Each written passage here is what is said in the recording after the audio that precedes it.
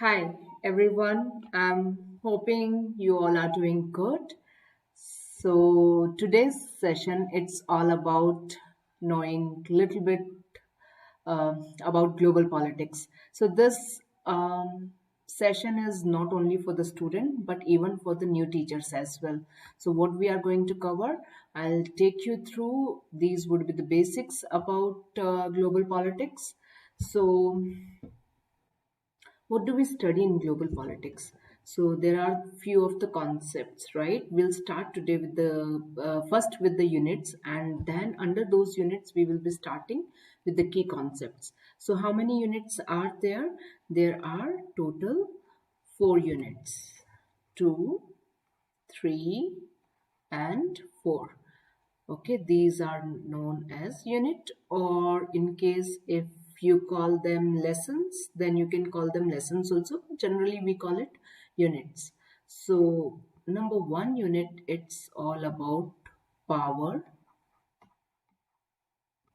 sovereignty, and international relations. All right. IR stands for international relations. So this is the first unit. This is the core unit which takes majority of the time. So it may take even the 60% of the time. At times it may take even the 50%, and this is the basic unit which would be covering even the majority of the theories or the foundational theories as well. What are those theories that I would be discussing later on? So this is about the first unit, which is known as power, sovereignty, and international relations. All right. Then you have the second unit, which is known as human rights. All right. This is the second unit, human rights unit. Now, human rights unit, this is very easy, which would be covering a few of the key concepts, which I will take further. What are those key concepts? But human right, this usually I start immediately after PSIR. It all depends on school to school how you are going to take the units in the order. All right, you may start with the third or the fourth or the second or the first. Usually it is suggested that we start the unit with the first one or with the foundational concept of power. Okay, then the third unit we take as the development unit. All right, this unit is very closer to the economics. All right, so this unit we cover some concepts which are very closer to economic subject. Fine. Then the fourth one is peace and excuse me, conflict. Peace and conflict unit. All right, this is the fourth one. Usually I take PSIR and HR. Okay, these are the abbreviation what I would be using further on. HR means human right, and PSIR means first unit. All right. Usually I start these 2 units in the first year. First year means when the first year. That means grade 11. I begin with these 2 units, and then I go for these 2 units in their second year.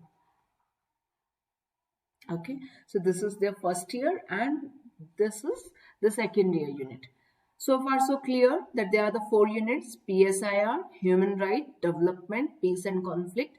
2 units I take in grade, when they are in grade 11, and 2 units when they go in grade 12. Now I move on. Okay, when I move on, I need to erase this one. So now I move on to the key concepts. All right. The abbreviation of key concept I'm going to use KC, key concepts. So all these 4 units, 1, 2, 3, and 4. All these 4 units, they are attached to 4 key concepts.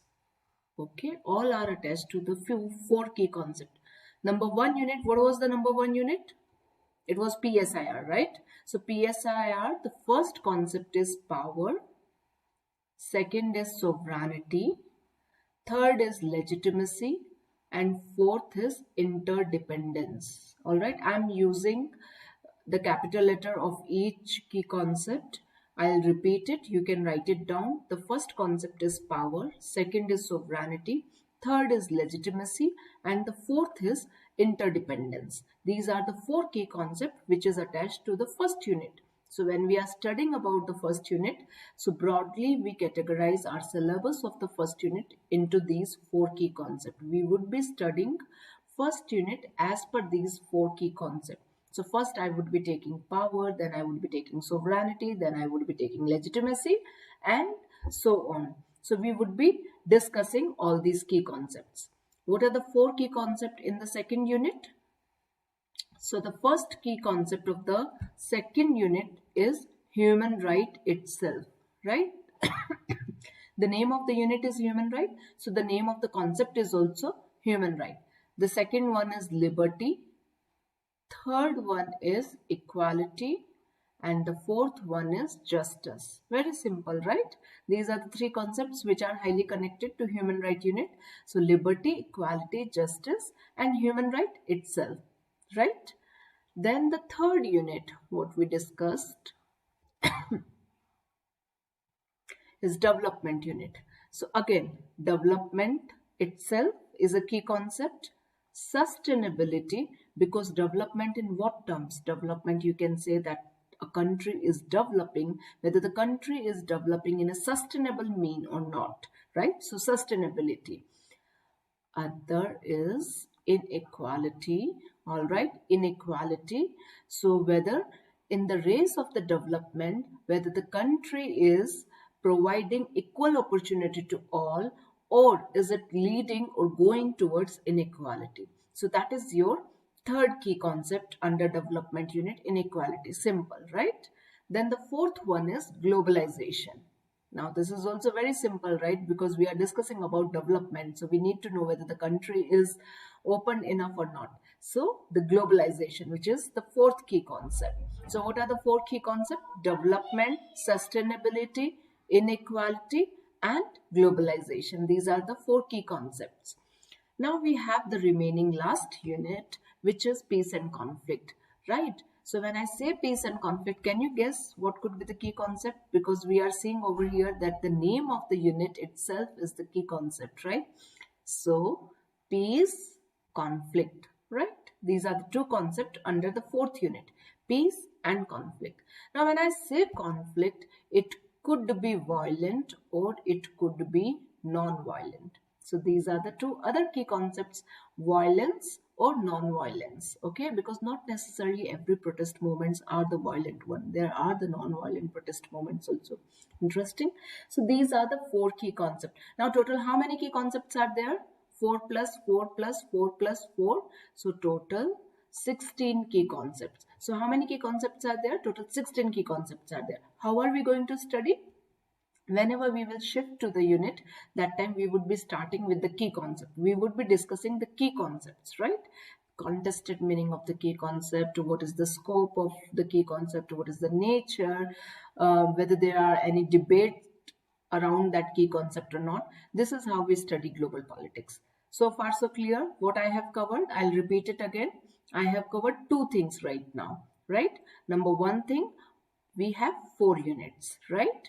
Number two thing, we have 16 key concepts. Those 16 key concepts are falling under 4 units. So that means 4 key concepts, each those 4 key concepts are attached to each unit. So that means total 16 key concepts we have. So far so clear? Okay. Now I move further that what are these theories? This is the third point about global politics, theories.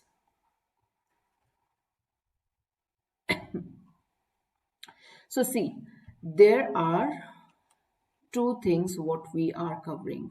Number one is foundational theories, okay, and number two is critical theories, all right, critical theories and foundational theories. Under foundational theories, we usually study liberalism, realism,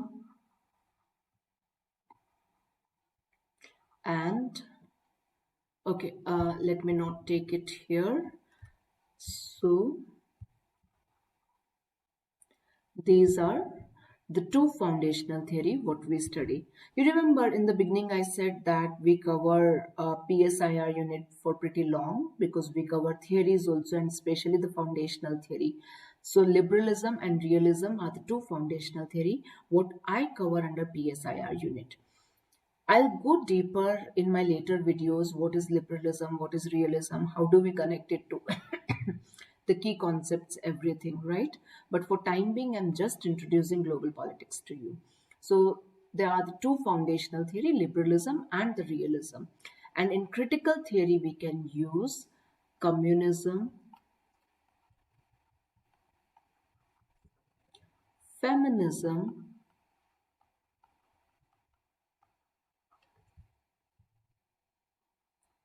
environmentalism, okay, constructivism, and so on. Okay, why am I calling them as the critical theory? Because these theories, they are criticizing either the liberalism or the realism, right? That's why I'm calling them critical theories. Why it is important? Why am I asking you to prepare for these theories? So to support your argument, you require to back up by any theory or by any think tank, by any school of thought, by any theorist. Okay, so suppose I'm arguing with you and I'm saying that it's very important that we open up our borders, else it would be very difficult to develop in this world. There cannot be any pariah state, and in case if there is any moribund state or which is very closed, it would be very difficult for the development of that state, right? So that means I'm leaning towards the liberalism who is talking about opening up the borders for the economic growth. So now I would be talking about one of the theorists or this school of thought to support my argument. In case if I do not support my argument, if I keep on arguing, then you may consider me as the layman, and you may not believe in my argument. So theories are nothing but to support your arguments. Okay, arguments where? In the assessment part. What is this assessment part? That I would be taking in the later video, but this is about the theories, that why theories are important. So whenever you are going to write your answer or you are going to present anything in your global politics class, so it's important that you back up your data, your facts, your analysis by giving a proper theory. Clear? Theory is clear to you? I would be making another video only on the theories. All right. So this is the third part. Now, what is the fourth part of this one? Levels of analysis. All right. This is the fourth part of our global politics. Now, in this global politics, there are the six. Okay, I'm moving a lot. Let me make myself a little smaller so that I can cover more space. So here you see six levels of analysis: one, two, three, four, five, and six. All right. I hope you can read what I'm writing. In case if you are not able to read it, then please let me know in the comment box so that next time I'm careful. So I am starting from global, regional, international. Okay, I'm not writing it fully. Then you have national, then it's local, and then it's community. All right, now If you see, then these three are external, which is beyond your border, wherever you are living. So that's beyond your border. And these three are internal. Now, what is this? Let's understand this one. So I take any example, right? I take an example of environment, and under environment, I'm taking example of climate change. All right. So let's take example of climate change. Now, climate change, how it is impacting at the global level. That means at the world level, right? There are lots of countries which are getting impacted by this climate change thing. So I'm analyzing this political issue of climate change and the role of the government, or the role of the global governance at the global level. Then regional level. Regional level means that where you are in in any continent, right? So India is in Asiatic continent. You are from Europe, okay? In case if you are Germany, then it's Europe. In case if you are from Peru, then that means it's from America, right? So continent, regional, okay? How it is the regionally it's impacting. So when I'm talking about climate change, so that means climate change. So I'm from India, so I would be talking about how climate change is impacting Asiatic region. Fair enough. So I'm covering now not the all countries, but some of the countries which are part of my continent. Clear? International. International could be a group of two or a few more countries. It could be the neighboring countries. It could be even two countries which are on the different continents also. Okay, international, it is either two to three countries or the four countries, but not a lot of countries, right? In case if I want to see the impact of climate change on India and China, or on India and Nepal, or on India and Brazil, all right? So I'm covering like this. So what is happening? I'm coming down, right?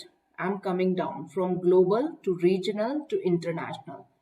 These three are clear to you. So this is called external factors. Now I move to the national factors. What are the national factors or national level of analysis? Whichever country you want to analyze, you call it just the national. Then you are not covering the global, regional, international. So you wanted to cover the Brazilian deforestation. So you are focusing now on Brazilian deforestation part only, national. All right. So what happened? Climate change at the global level. Climate change. I'm giving you the case study of Brazil, right? Right now I'm picking up now Brazil. So how did I start the case study of Brazil deforestation? Deforestation or the climate change in general, I'm talking at the global level, or I'm talking about the man-made natural crisis at the global level, then America level, then Brazil, and I'm including one more countries, or I'm including that what could be the impact of Brazilian deforestation on its neighboring countries, right? And then I'm moving just on Brazil, all right? Then the local. What can I cover in the local? So instead of covering now the whole Brazil, I would be focusing only some of the parts of the Brazil which is highly affected. Okay, so local and community. Then am I talking about the indigenous impact of that deforestation at the community level? So that I'm talking about. I hope this is clear. How did I move from global to regional to international to national to local to community level? So I'm covering these 6 levels of analysis. What is the significance of this one? So the significance of this one, that whenever you are discussing any topic of the global politics, that time you make sure that you are covering at least 2:1 here, or 1:2. That means that whenever you will be covering your assessment, that time you are covering a wide range of levels of analysis. In case if I talk about suppose the recent Kazakhstan issue, okay, which is going on, right? You have been reading the news. What's happening over there? There is the question of legitimacy. There's the weakening the way people have been protesting and everything. So this is the national level of analysis. I would be seeing the local impact of that protest movement. I may see at the community level. I need to see even at the global or the regional or international level. In the sense of international level, I may see Russia's intervention in this, CSTO intervention in this. CSTO is Collective Security Treaty Organization. I would be covering this issue also under my legitimacy video. All right. So, what happened with this political issue, which I just spoke about, the Kazakhstan's recent turmoil? So, Kazakhstan issue, I'm not covering just at the national level that this is what is happening at in Kazakhstan, but I'm covering that what is the impact of this Kazakhstan issue at the local level or at the regional or the global level, in case if I see that. So that means I need to cover a multiple level, a multi-layer levels of analysis. Fair enough? Why it is important? So there are the 6 levels of analysis. I need to include a multi-layer levels of analysis for my political issue. Okay, this is clear. I move on. This is the 5th number, political issue. As you are hearing this word from me more often, so what is this political issue? So political issue means any issue which has which is impacted by power, all right, where you see the role of the power at the greater level, at the mass level. Okay, so the role of government, all right, the role of mass, that means people, it can come, or wherever you feel that there is a greater impact of power, you are calling that as the political issue. Okay, which is affecting the people, government, which is affecting the decision making process of the government, you are calling that as the political issue. So far, so I'm discussing about the COP26. Okay, I'm giving you the example. So far, so I'm discussing about the COP26. It may be called as environmental issue, right?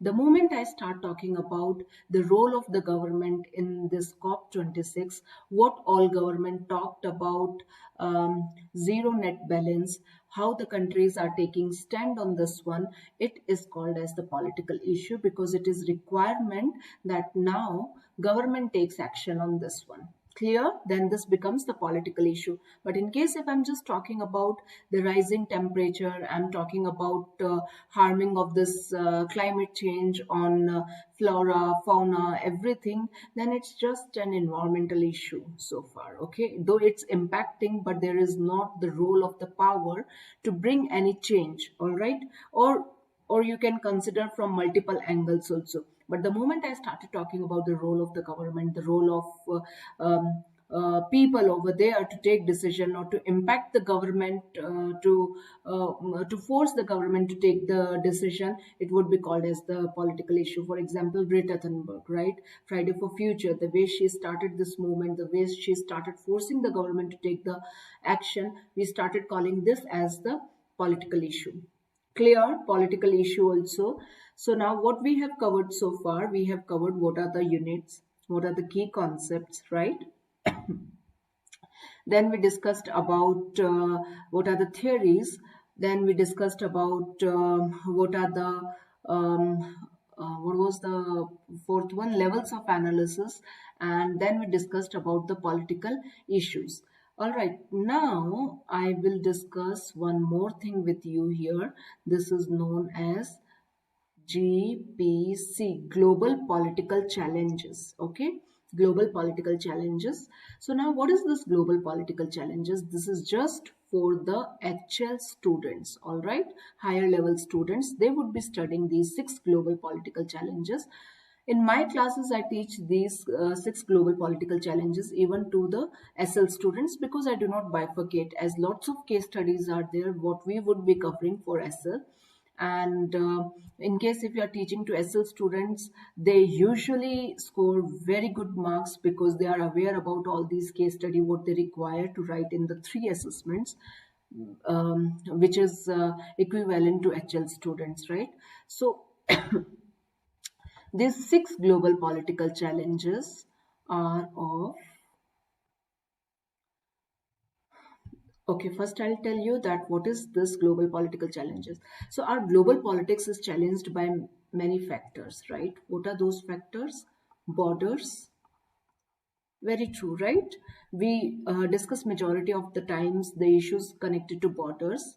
Then we have security. We discuss security. We discuss the issues connected to security. It could be human security. It could be your national security. Okay, so the concept of security, it's not limited, but it's very broad because it's just given border. Now, border in what term you can discuss that? Security in what term you can discuss security in any term.